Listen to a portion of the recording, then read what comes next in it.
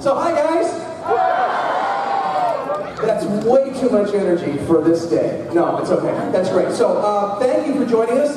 This is Inside the Voice Actor Studio. I'm Tony Oliver, and we're going to do some fun stuff today. I've got somebody that we're going to bring out and talk to, a little interview thing, and then we're going to bring a few of you up and give you a chance to try out what we do, which is a little bit of dubbing, and we've got some real shows and some cool stuff. So, you ready? So, who I've got today is very special. I met him a few years ago at a convention, interestingly enough, and we hit it off great. He's a wonderful guy. He's been an actor for many years. A couple of years ago, where is it? I want to get it right. He was nominated for a BTDA award for Best Lead Male Vocal Performance for Fairy Tale.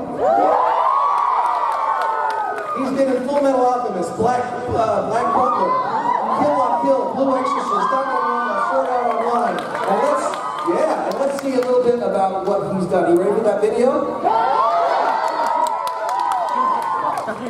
Yeah, I get moving fast there, Victor. Okay, so the blue wire player is trying to commit seppuku. I'll talk a little bit more about what he's done here. And as far as, he's also a producer and a director of his own film company, has done wonderful stuff. He travels all around the country doing conventions, and he keeps very busy with us on the voice acting. He works on camera, and we have a Blu-ray player, so let's see what he does. Anyway, what I'm here to tell you is, are you listening, Sinbad? Don't die on me until I kill you. What a bunch of morons. Hey, watch it, will ya? You guys are gonna get my tuna hairdo all messed up. The villagers are frozen. Is this what Gaius's henchwoman meant when she said the power of a great spirit? Funny meeting a demon from the clan. And I shall exercise you. And I've never seen you before.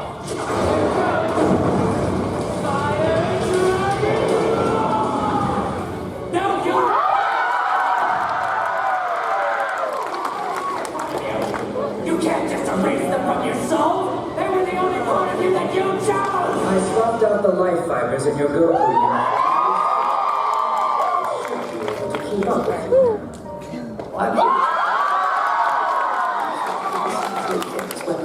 I'd actually like to take that book that's under your butt if you don't mind moving for a second. Stop barking at me! I told you unless you can go from here. I'm kidding, then I'm not gonna budge from the bar stool. Every time I look at the mistaken for you, Hikaru. The truth is, I hate your guts! Heard his joke. I'm serious. Your dancing is... I do hope you'll enjoy the party. Old tiny, did you know the more respected Martello family? Did you? Oh, you know, she's really as scary as she comes across. The Shikoku yokai were originally promised resources by killing the local deities. Now I ask you, is it wrong for you? Who do you think's going to stop me? I know! Before I start tinkering with your little souls, why don't we have ourselves a little fun? No. The monster, Iguara, has already... Yes, and once we do, we'll be able to capture all of it. A long time ago. Because of his curse, my eye can see all of the souls suffering inside of your dark weapons. When I'm in this deck, you automatically obey the chain of command. Pasta!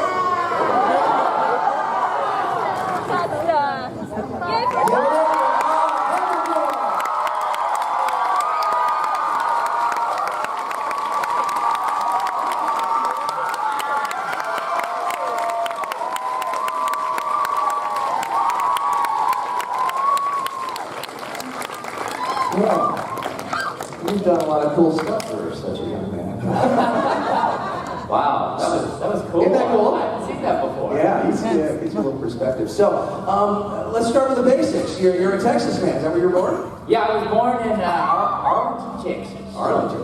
And I was born there, and I moved all over because, not because of a military family, just because of dysfunctionality and things like that. So I've been West Coast, East Coast, and everywhere in between. Well, where did you go to high school and study and all that stuff? I went to like 7 different elementary and middle schools, 3 high schools, and 1 college though. And that's where I was like, I got it. I'm going to one place. I remember when I went to high school, I was on the East Coast at the time, and I was there for my junior year, and I wanted to go for my senior year.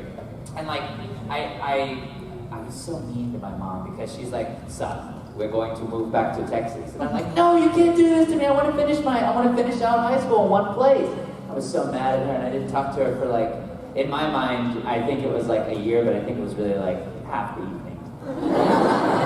I made that because I'm like, oh yeah, mom's got to drive me places and things like that. But yeah, so I had to go, and I came back to Texas and finished out high school. And the first play I did when I came back for my senior year, second play, first play was it?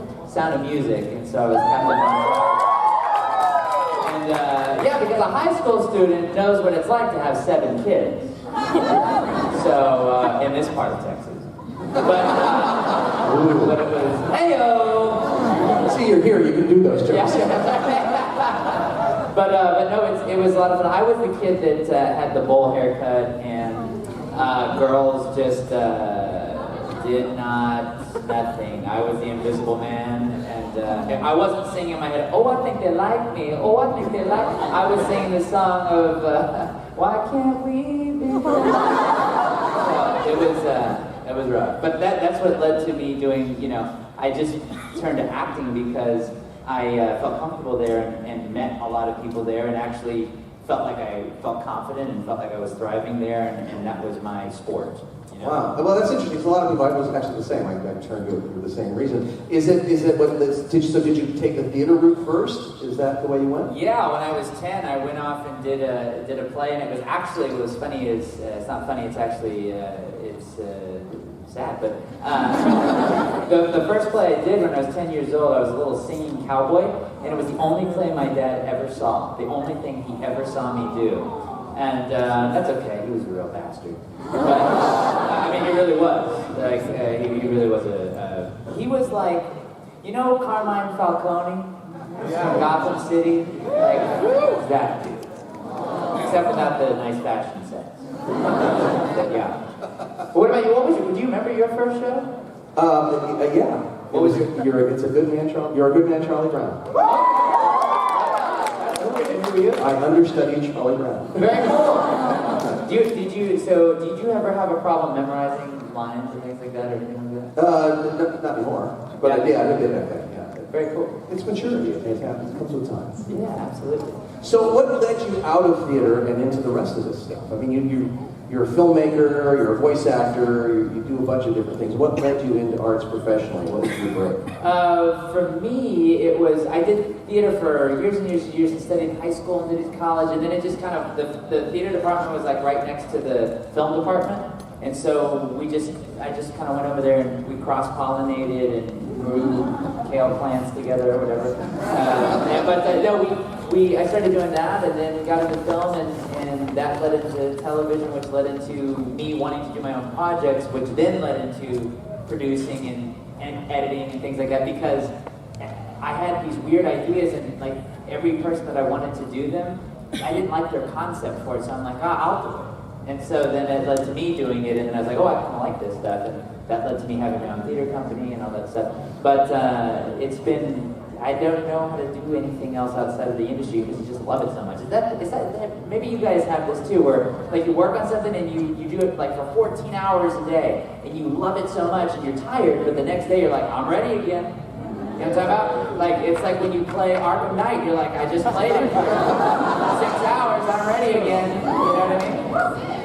Yeah, sorry. Only 6? So where did you make the jump into voice acting? Well, voice acting, so right out of college, I've been doing the working actor thing for a while and for a long time, and then but right out of college I was scared because when you get out of college it's like, oh my gosh, there's no more cafeteria, there's no more like teacher telling you what to do, there's no more dorms, and so you get scared. You're like, I don't know if I'm gonna be able to make it. Like you need, like everyone tells, they pound into you, gotta have a job, you gotta have a real job. And so I was working, I was an equity actor and such, but I was like, well, I guess I better get a legitimate job. And so I went into teaching, and I was a teacher for 2 years for theater. Wow. But they hated me, the administration hated me, because I was constantly leaving to go do gigs and be on sets and things like that. So the principal of my second school really didn't like me, and I won. So the students vote, and I won Teacher of the Year for the school. And the principal had to read that over the intercom system, and it's almost like you can hear the paper crumpling, and there he still had to read it. And then if this were an anime, you would see me like in the corner, be like the principal, and then like the school's in the way distance, and you see this little blip go, woohoo! But I did that for 2 years, and what actually changed it for me, so Suzuka was my first lead role. With hello. With Suzuka. And so I did that show, and I didn't know what was going to happen. I didn't know. And so I was walking down the hall in between classes and stuff, going back to my class, and I saw the other teachers coming the opposite way. They didn't signal or anything. They were just in their own lane. And so they were walking down the hall, and I could see the dread on their face of being, they had taught for like 30 years. And I could tell they didn't love doing what they were doing. And that look on their face, I just had this like flash that I don't want that to be me. Because there are some people that when they teach, they love teaching, and that's the thing they should do, and they enrich lives that way. And so I feel like you included, get to do that when we go to conventions, and you hear these stories all the time about kids that are like, man, I was about to commit my life to being just a Bieber fan, but then I found one of your shows and it brought me back to the light. And so when I saw that look on their face, I was like, I got to do it. I don't know what's going to happen in the voiceover world. I have no clue if it's going to work out, but I'm putting all my eggs in that basket. But luckily, they let me stay. Yeah, right. We're happy. So you're part of that contingent that started your career in Texas and then now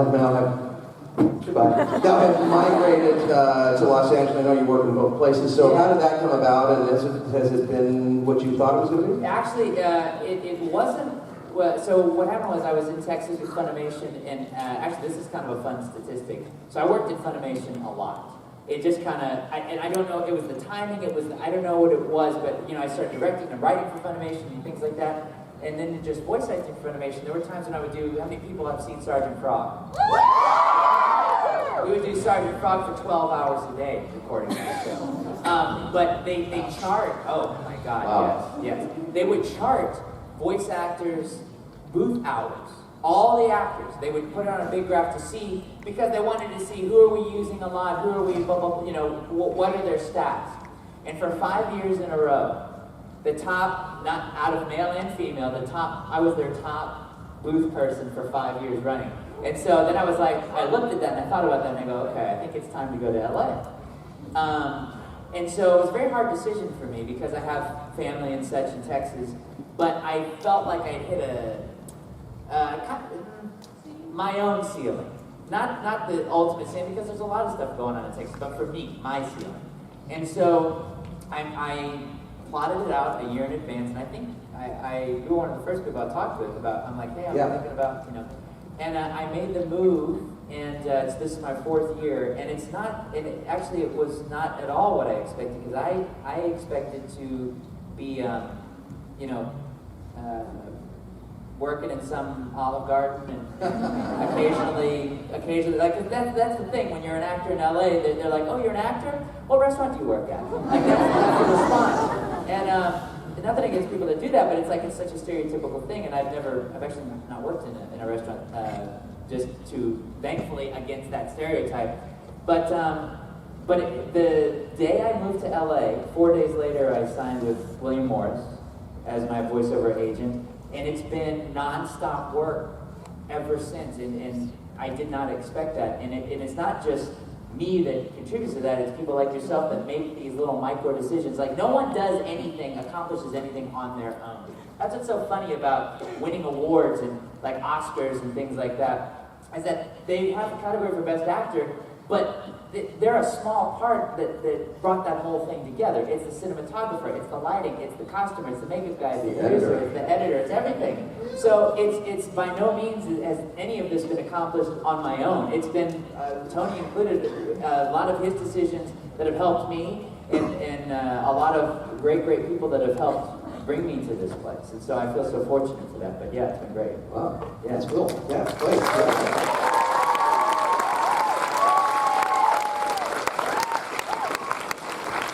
Let's talk a little bit about some of the things that you've done. I'm looking through this. Now, I called this list down because it was like enormously long. But I mean, you've got an interesting mix of stuff here. I mean, you're Dragon Ball Z. You just premiered movie last night. Last night, yeah. Did anyone go see the premiere last night? Anybody? You, sir, thank you. God bless you for seeing the premiere. And you can still hear. See, that's a good thing, because they scream a lot of that. Okay. But no, we just premiered that, and so that'll lead into DBZ Super, which is the new series. So. And you've been... Are you going to be doing that? Well, that's what we have no clue. We don't know. We don't know yet, yeah. Interesting that actors are always the last person. You ask, well, they were going to do some more. We don't know. They don't tell us until they say show up on Tuesday.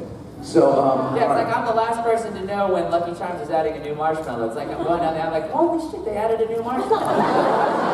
That leprechaun didn't tell me. I've been eating this cereal for years. But, no more. And there's another show that's very popular right now that you've done that's kind of anime but not, and that's Legend of Korra. I played Guitar Jr. in Legend of Korra this last season. And it was so fun to see a lot of the TV and film stars that I watch come in and be able to work with them. Like, I don't know if you guys like Arrested Development, but you know the lawyer that he's like, I'm a professional. That guy, he comes in, and to see him do his thing, and J.K. Simmons and Bud Bundy like coming in. And one day Bud Bundy was there, and I was like, so you did a rap album? And he goes, yeah. That's what happens when you're unsupervised. But it was a lot of fun, and we're getting to work with Zelda Williams, was of course Robin Williams' daughter. That was a lot of fun.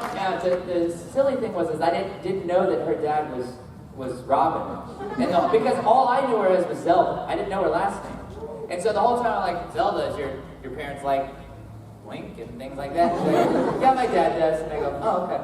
And that was all that she said about it. So we were just buddies and palling around and things like that. And then I'm like, she looks so familiar. And then I looked up, I was like, oh. So that was... Well, and of all the things that I find fascinating that you've done is something that's really off the animation scale, and that is Star Trek Continues. Oh! So you play Mr. Spock. I'm Mr. Spock. So how did that come about? With what's funny is that Vic Mignogna, who you guys, who is an Anime Expo staple, he is if Anime Expo is this table, and he's the Splenda that will always sit on the table. If there's a table, Splenda will be. And so he loves Star Trek. If you haven't seen, how many people, and it's okay, I'm going to tell you what I tell my clone. I'm not going to punish you for anything that you say from this point on, but I want to know the truth. How many people have not seen Star Trek Continues? Have not. Okay, I lied. Hit the gas. But, so Star Trek Continues. So Vic's a huge fan. It's on YouTube, it's on Vimeo, StarTrekContinues.com. He wanted to continue the original 5-year mission of the Enterprise because the original series only did 3 seasons. So we have the largest recreation of Star Trek sets in the world, 18,000 square foot facility with all the sets. Just to give you a quick roster of who's in it, if you guys know Grant Imahara from Mythbusters, he's our Sulu. We also have Yoba, and we have the original Scotty. His son is Christo, and he's our Scotty. Vic is Captain Kirk. Some of the guest stars that we've had, Lou Ferrigno came back, got green for us. We had Colin Baker, who's the 6th Doctor. He was in our last episode. This is the coolest part. So you gotta check this out, guys. Well, please, it would make my time in the makeup chair every day worth it if you'd please. So, the original Galileo, if you're a fan of the original shuttlecraft, has not been seen on screen in 50 years. It's sitting at Space Center Houston on display to be looked at and admired, much like I wish Hugh Jackman would be, because he's a delight of mine. I just want him in a cage so I can always look at him. No emotion, I just want to stare at him. Maybe sweat a little bit. But it's like, I can't make the next Wolverine. Don't worry about the next movie. Stay right where you are. And so the original shuttlecraft is in Space Center Houston. In our third episode, which is a follow-up to the Mirror Mirror episode of the original series, we actually got to go shoot with the restored shuttlecraft, the original shuttlecraft from the original series. And so it's on display. We went into Space Center Houston after hours. We shot on that thing. We had a big 20-foot green screen that I literally almost fell on it. In fact, I'm sitting there, I'm like, wow, look at that thing. It's a piece of history. Literally, as the green screen starts going, 20 feet tall. So, as tall as this, ceiling, up the tier, falling on this ship. Luckily, we caught it because the guy that paid $100,000 to restore it was standing right there. But it's a great series. It's I like Tony. I've seen it. It's fantastic. Yeah. No, thank you. He's got the eye because he's a producer, director, does everything. It's the fruit salad of the industry, does it all. And he's got a lot of vitamin C. But it's a great series. Cantaloupe's on special today. Melon balls. And so, but we shoot it right outside of Jacksonville, Florida. And Shuffle in Jacksonville.